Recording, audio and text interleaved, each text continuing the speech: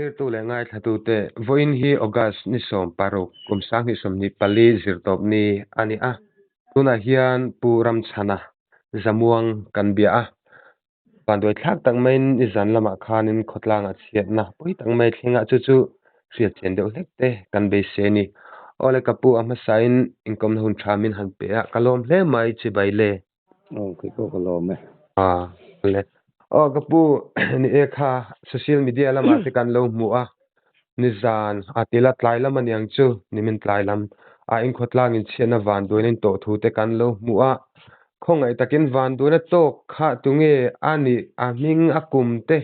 tin chena lo thlen dan te kha khongai takin min han sil mai them le ole chuyện thế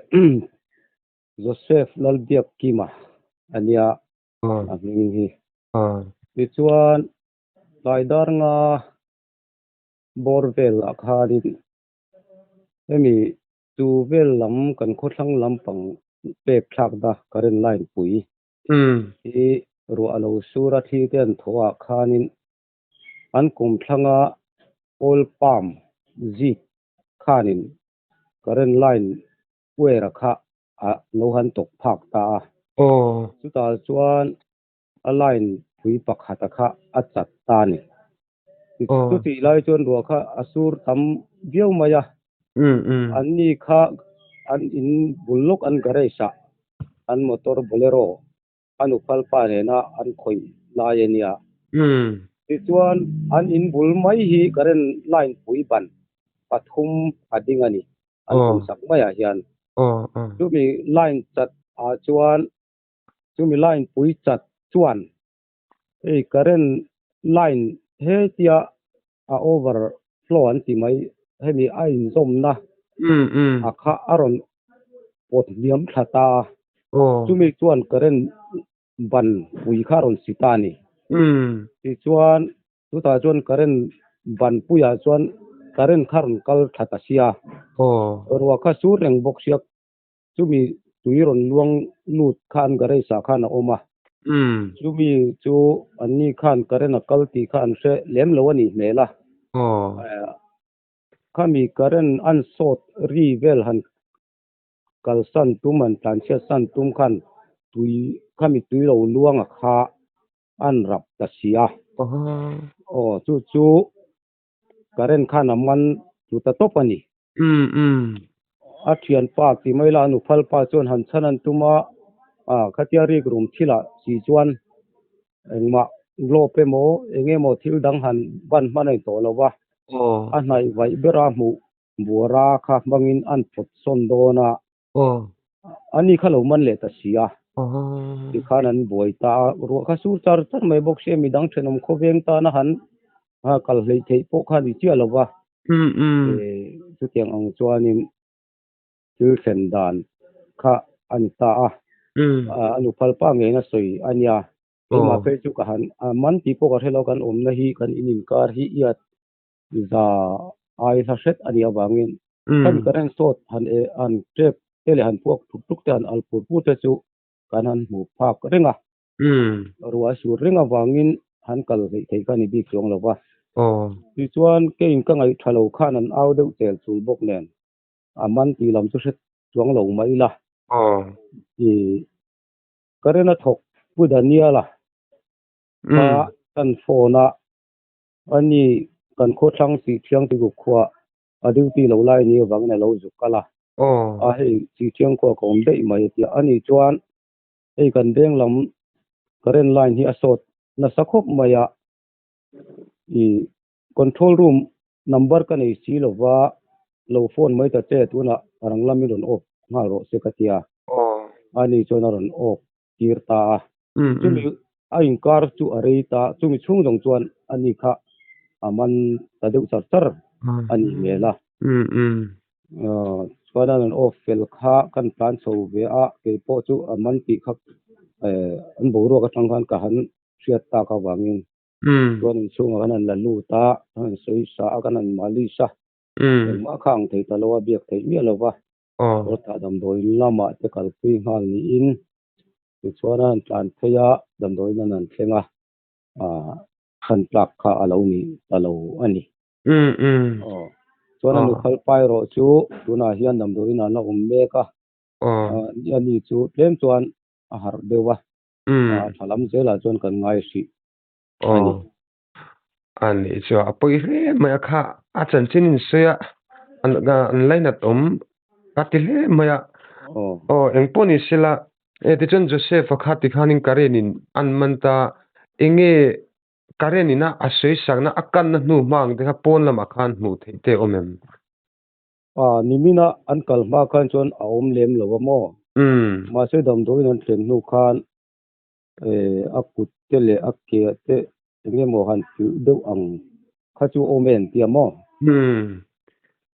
chu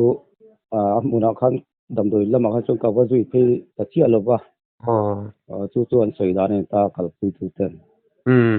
khatien man khan tuya karen lo kal sia an rap an tluk top ba kha chu ni khomu mala ron hriat po khan ni tolem lo tin an ni mela tolem lo ti chon khong ain i anu phal iting kan ria khami khatunge a ming chuanin eng ang takin nge karen khan ani kha an khoi vele sang than khu mania mo anu te hi in u nau in chang bung an nia sang than khu manu pui hi an u pa berania chumi chang chu tuna boral ta Joseph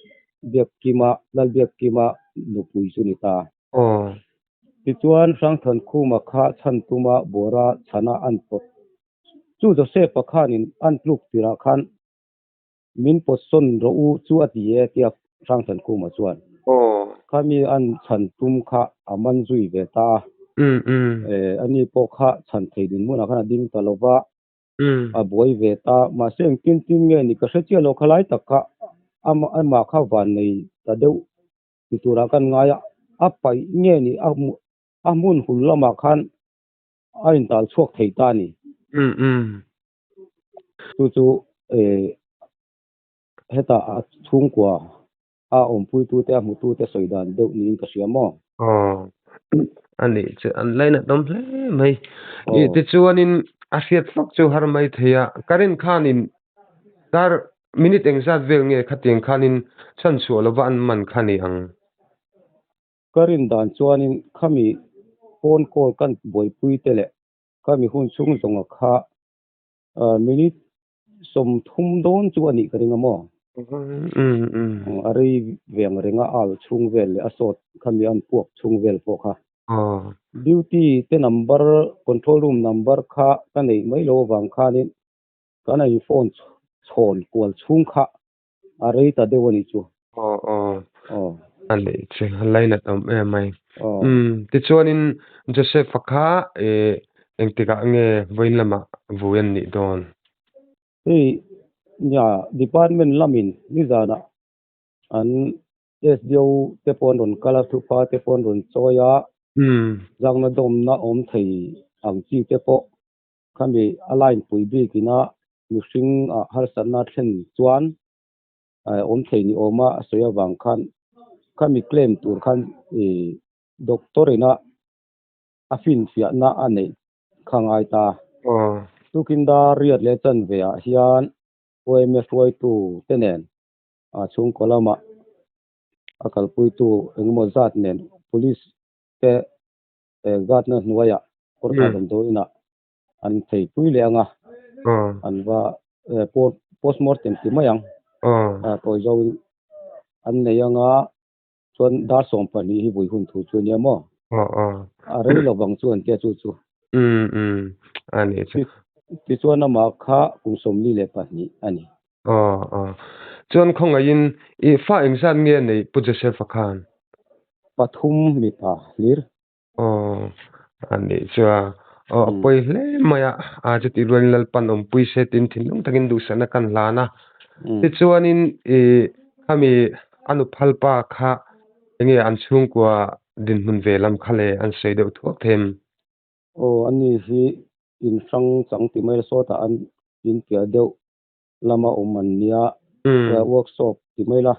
ama mi mala hian motor siam ve thila nia mo workshop pa ngai tak thei chu ni lova hian chu tiawang chu khoi ani deuh mai na thola ma chuan chuan an chhung kwa chu panu pa thum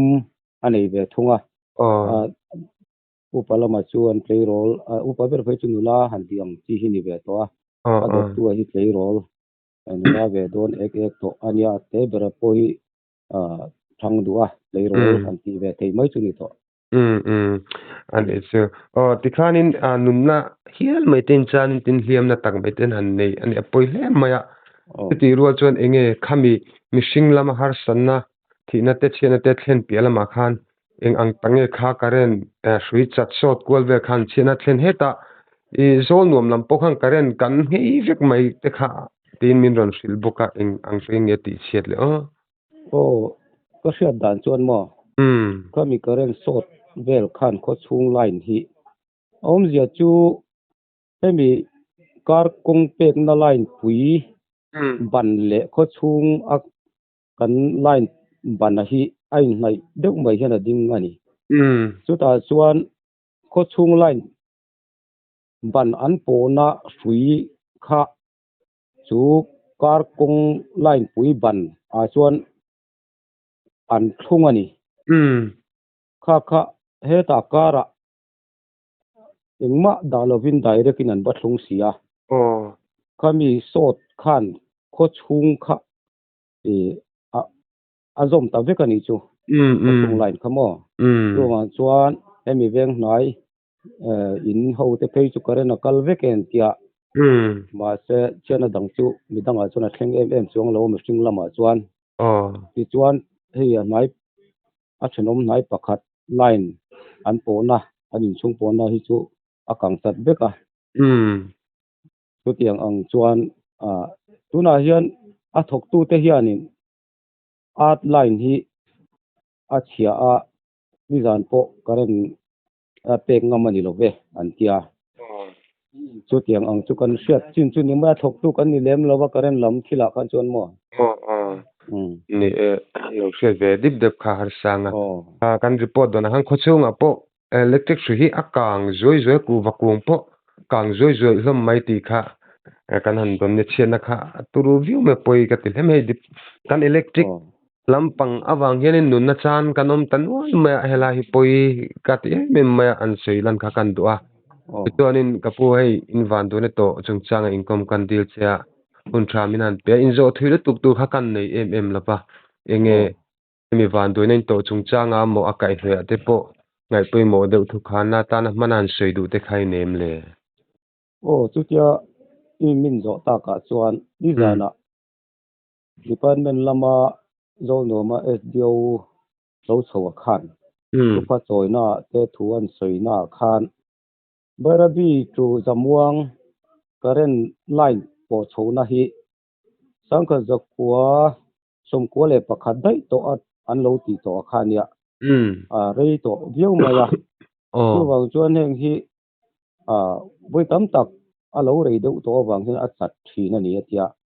chumi chuan mani department SE tele department head lampang te point meeting an nei to a thak tur khan chung te chu tunai kan bo zui mek ani ti te kha soya